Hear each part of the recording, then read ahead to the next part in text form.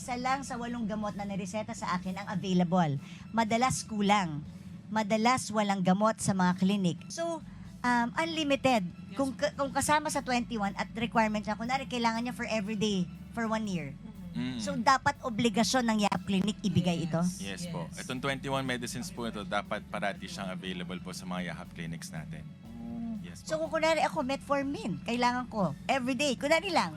So, obligasyon ng Yakap Clinic ko na prescribe sa akin for 1 year. Yes po. Naririnig niyo yun, mga kababayan. Kaya, pagka hindi binigay ng Yakap Clinic, anong gagawin? Isusumbong. Opo. O, isumbong niyo po. Dahil, magkano po ang binabayaran ng PhilHealth sa isang Yakap Clinic pag niregister ako as a member? Meron po tayong capitation na binabayaran sa mga Yakap Clinic. Per beneficiary, 1,700 po.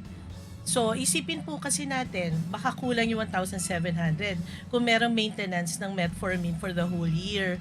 Isipin po natin, ang capitation is a pool of funds na tinatanggap ng clinic.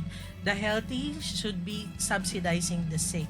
So, kung meron man mga sick na sobra na sa 1,700, yung kanyang na-utilize, na yung 1,700 ng mga healthy can be used for the Sabagay, tama ka. Dahil ako, social hindi naman na ako babalik doon sa Yakap Clinic ko. Nag-walk through lang ako. So, ibig sabihin yung 1,700 ko, pwedeng masubsidize yung 1,700 na masakitin kesa sa akin. Yes.